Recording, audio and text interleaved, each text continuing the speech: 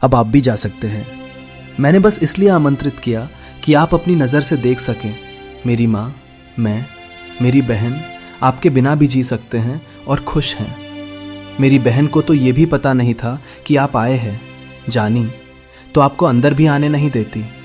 वैसे हमें आपकी ज़रूरत नहीं, ना आपके धन दौलत की ज़रूरत है। रहा ज़मीन के पैसे का तो 1 मिनट रुकिए।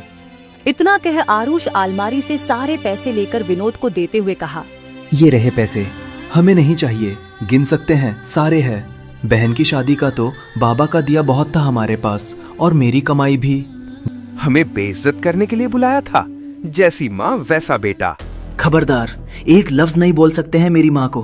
क्या जानते हैं मेरी माँ के बारे में? मैं अभी तमाशा नहीं चाहता। अभी आप जाओ। और हाँ, इस गंदी जुबान से मेरी माँ का नाम ना लेना। बेइज्जत करने के लिए नहीं, दिखाने के लिए। आज से आपका और हम सब रिश्ता खत्म। अब आप भाई बहन जा सकते हैं यहाँ से। इतना कह आरुष हाथ जोड़ लिया।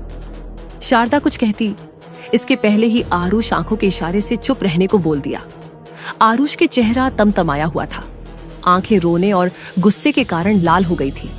गोरा चेहरा श्याम रंग लग रहा था। शारदा कुछ न कही, बस हाथ जोड़ ली। विनोद गले का हार टेबल पर रखकर आगे बढ़े। आरुष डब्बा उठाया और बाहर फेंक दिया।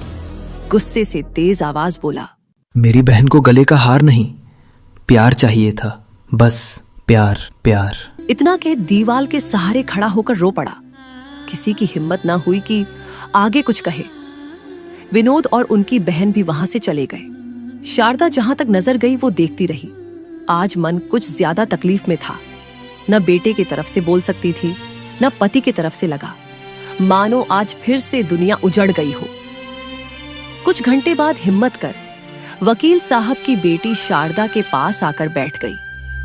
उन्हें खुद को संभालने का इशारा कर आरुष के पास गई। चल उठ, ये क्या हाल बना रखा है? फेस पानी से धोकर राजीव डी को फोन कर लो, पूछ लो सब ठीक से पहुंच गए ना।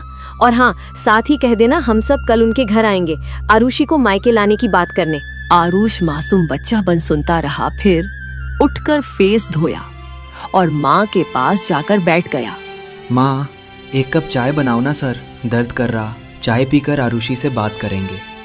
मोटी जाते ही भूल गई, एक फोन तक ना किया। तभी फोन की रिंग बजी। फोन उठाते ही आरुषी की आवाज आई, हेलो भैया, मैं ठीक से पहुंच गई।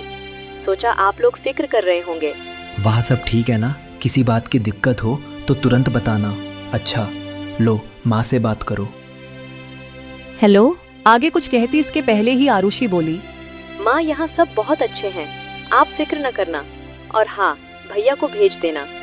यहाँ मुझे हर कुछ बहुत अजनबी सा लग रहा है। ठीक है, खाना चाहिए? क्या अकेले हो अभी? नहीं माँ, भूख लगी है। सब कितनी बार पूछे भी हमसे, पर खाने का मन नहीं। लग रहा कितने समय से आप लोग से दूर है। अच्छा माँ, रखती हूँ, कुछ लोग हमसे मिलने आ रहे हैं। इतना बोल आरुषी फोन कट कर दी। शारदा लंबी सांस लेकर फिर सोफे पर ही लेट गई। बेटी विदा के बाद सच में घर घर नहीं लगता, हर कोना सूना लगता है। जब थी तब मैं शादी की तैयारी में बिजी थी, बेटी के पास कुछ घंटे बिताई भी नहीं। ईश्वर सब ठीक रखना, मेरी बेटी को सुखी रखना। माँ, मैं सबका पैसा भर कर आता हूँ। कुछ राशन हलवाई और थोड़ा डेकोरेशन वाले को देना है। पैसे हैं आरुष? सुनो, ये 50,000 लेते जाओ और सबको पेमेंट कर दो। कम पड़े तो बोल देना। दीदी, इसकी जरूरत नहीं, आप रख लो। आपने पूछा यही बहुत है। आपका आशीर्वाद ही काफी है। लो, रख लो। समझ लेना बाबा की तरफ से उनकी बेटी तुम्हें दे रही है। आरुष फिर कुछ न कहा, पैसे को ठीक से रख बाइक लेकर चला गया।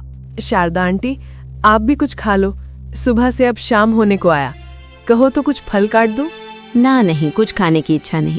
अच्छा बेटा, कब का टिकट है? आज का था पर कैंसिल हो गया, कल निकल जाएंगे, वो भी सुबह ही। आरुष को ना बताइएगा। अच्छा, मैं सोच रही थी अब आरुष का भी शादी करा दे, कोई अच्छी लड़की देखकर। हाँ, मैं भी सोच रही थी, पर आरुष करेगा तब ना। और वैसे भी अच्छी लड़की मिलनी भी तो चाहिए, वरना सबको मना कर देगा। शाम ढलने पर आरुष घर आया। बिना किसी से कुछ बात किए सो गया। शारदा भी कुछ न पूछी, मन ही मन सोची, अच्छा है सो गया, वैसे भी शादी के चक्कर में बहुत थक गया था। शारदा लाइट बंद कर रूम से बाहर आ गई। सभी रात का खाना खाकर कमरे में चले गए। शारदा भी एक निवाला खाकर प्लेट रख दी। मन न हुआ खाने का, अब जिसका बेटा भूखा सो जाए, भला उसके गले से खाना कैसे उतर सकता है। ऊपर से बेटी की विदाई, घर के साथ ही साथ मन भी खाली खाली लग रहा था।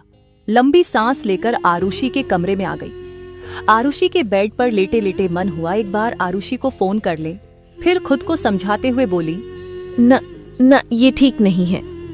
आंखों के चारों ओर अचानक आज सुबह का सारा मंजर दौड़ गया। विनोद इतना नीचे गिरेंगे सोचा न था। क्या 7 फेरे का सारा वचन औरतों के लिए है? क्या पुरुष इसका भागीदार नहीं?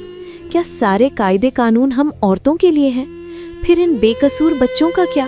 क्या सच में मैंने परवरिश अच्छी नहीं की? कैसे खुद का बच्चों का पेट पाला वो मैं ही जानती हूँ। क्या मुझे ये शौक रखने का अधिकार भी नहीं था कि शादीशुदा जीवन को खुशहाल तरीके से जिए? अगर मैं भी दूसरी शादी कर लेती उनको छोड़कर, तो क्या समाज मुझे अपनाता? नहीं, हर दोष हम औरतों का है। मेरा बच्चा जानता है कैसे वो बड़ा हुआ, क्या तकलीफ देखा। आज ये खुद से वादा करती हूँ, अब कभी अगर विनोद मिले तो बिना खुद को कमज़ोर किए हर सवाल का जवाब लूंगी और दिखा दूंगी उनके बगैर भी मेरी दुनिया है, जहाँ अनमोल से 2 प्यारे बच्चे हैं। शारदा अपनी ही विचारधाराओं में गुम थकान की वजह से कब सो गई पता न चला। सुबह जब आंख खुली तो देखा आरुष बैठा अखबार पढ़ रहा है।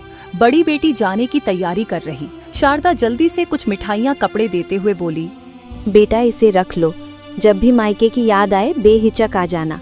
जाने में अभी समय है ना, मैं कुछ बना देती हूँ, खा कर जाना। नहीं आंटी, इसकी जरूरत नहीं। मैं सुबह उठकर खाना बना ली। आरुष भी नाश्ता कर लिया है। आप भी नहा कर खा लो। अब तो बस निकलना है हमें।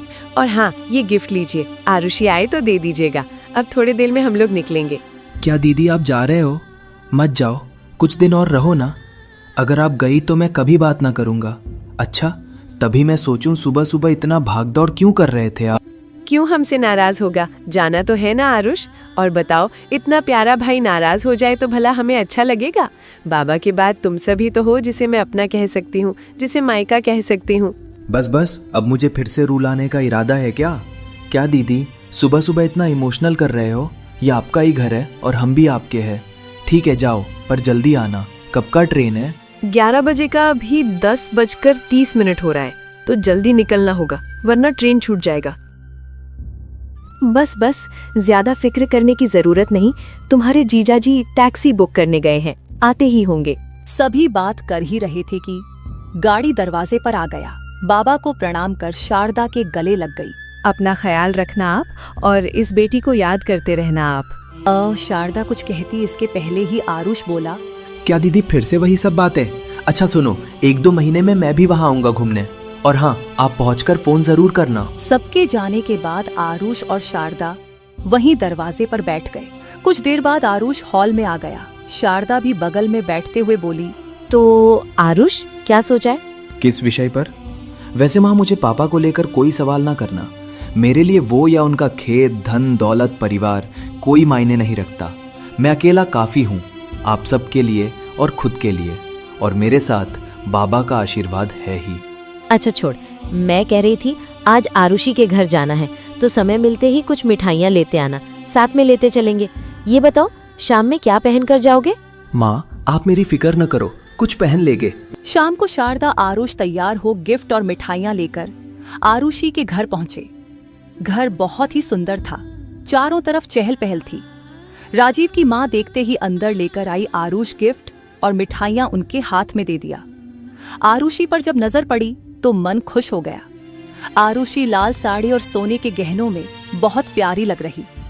आरुषि को देखते ही शारदा की आंखें नम हो गई। आंसू छिपाते हुए आरुषि को गले लगा ली। राजीव प्रणाम कर मुस्कुरा दिया। आरुष आरुषि को बहुत ध्यान से देखने लगा। क्या ये मेरी वही नटखट बहन है जो आज इतनी सयानी लग रही?